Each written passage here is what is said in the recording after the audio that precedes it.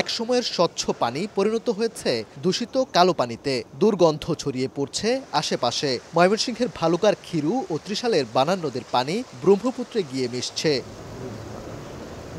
ব্রহ্মপুত্র নদ গত ৫ বছর ধরে কাগজে কলমে এর খনন কাজ চলছে, অথচ নেই দৃশ্যমান অগ্রগতি। গভীরতা বাড়ার বদলে নদের বুকে জেগে উঠেছে চর, যেখানে চাষাবাদ করার পাশাপাশি নির্মাণ করা হয়েছে স্থাপনা। একই চিত্র ময়মনসিংহ জেলার অর্ধ শতাধিক নদ নদীর।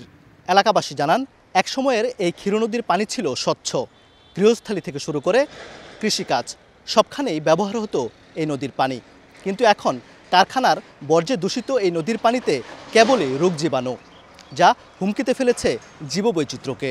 আগে নদী বড় আছিল, এখন নদী খাল হয়ে গেছে। পানি গন্ধ, মানে বিরাট দুর্গন্ধ।